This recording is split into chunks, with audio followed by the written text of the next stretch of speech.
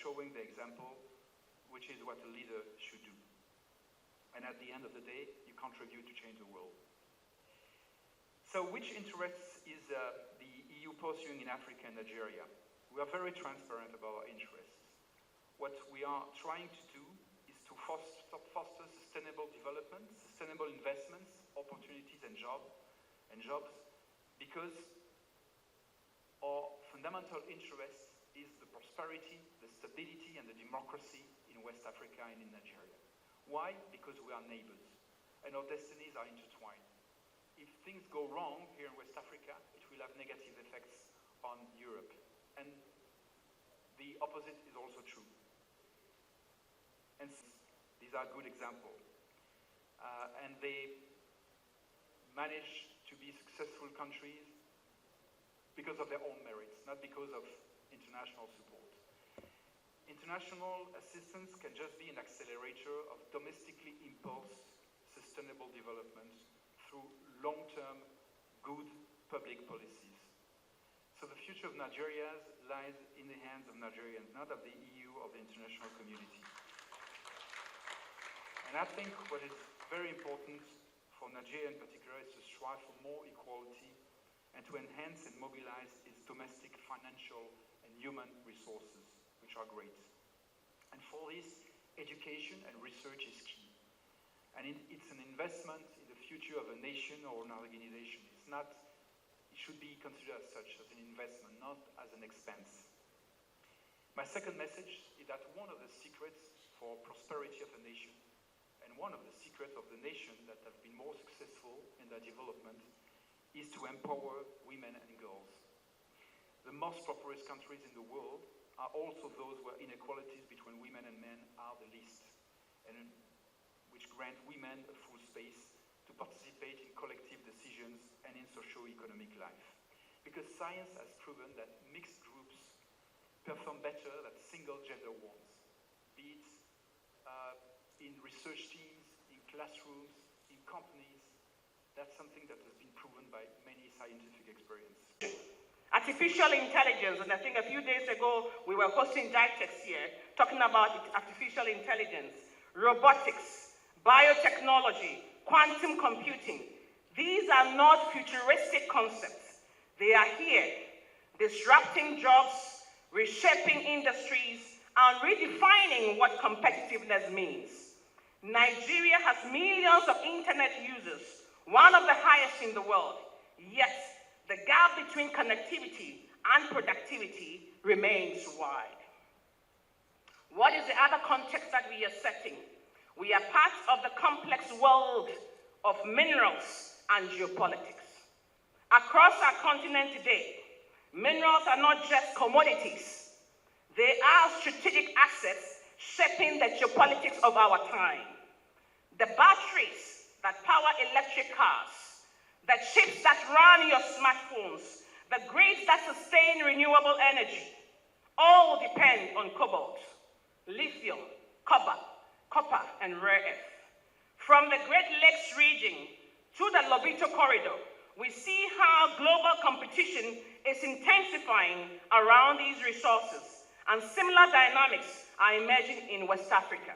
For Nigeria, this is both an opportunity and a challenge to ensure that our mineral wealth does not fuel conflict or exploitation, but instead powers inclusive growth, technological advancement, and energy security for the future. And we've been doing all these things in my village, and like any other African village, there's this belief that if you're a young man and you can think deeply and you can wash your hands cleanly, you dine, you sit and dine with elders.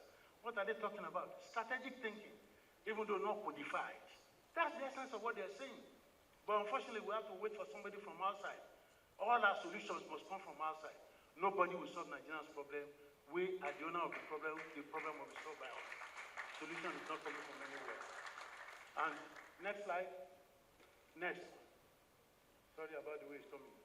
As far as and so what the National Leadership Conference represents specifically is a learning system. It's a learning system where, those who are hungry to be more, those who are hungry to build their leadership competencies so that they can grow their businesses in a sustainable way and also help government institutions function and work effectively.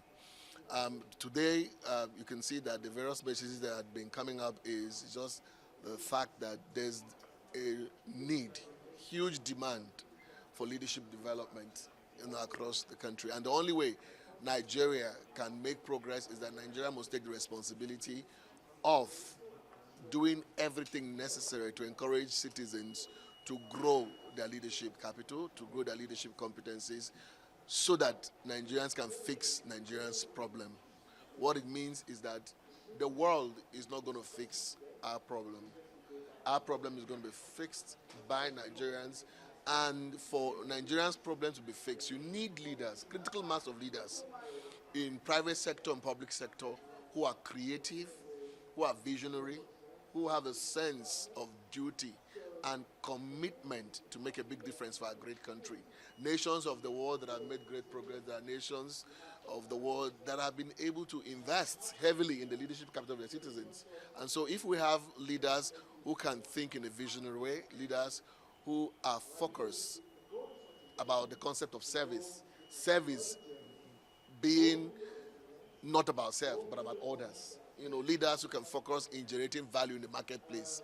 Imagine a system where there's sustainable value generated in the marketplace. So what you have is that a lot of products and a lot of services would emerge in the Nigerian space. So what we're saying is that this conference is about equipping Nigerians to think differently, equipping Nigerians to go out there and be responsible and make the difference that this country needs, starting from their personal lives towards their own businesses, social enterprise, and government institutions. So right here in this hall is a representation of people across different segments of society, from paramilitary, military, non-profit sector to corporate.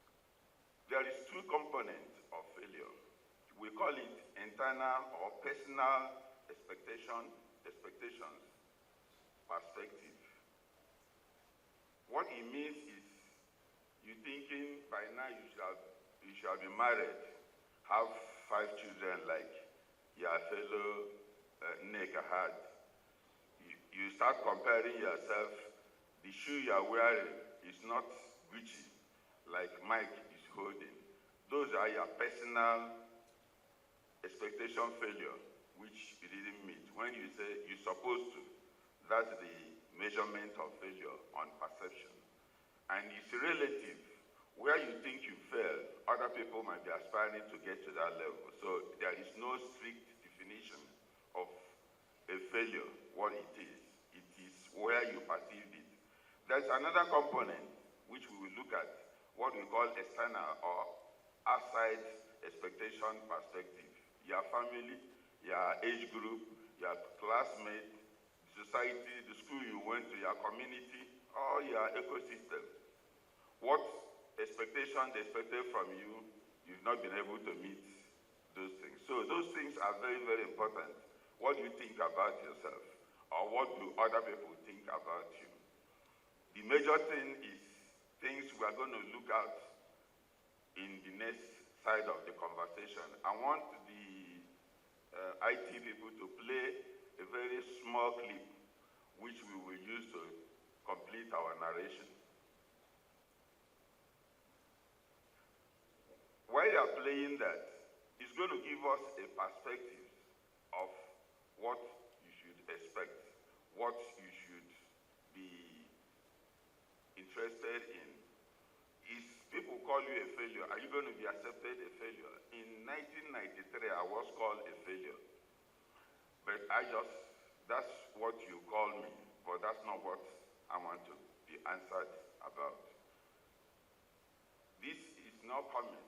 I don't know if we still have technical problems.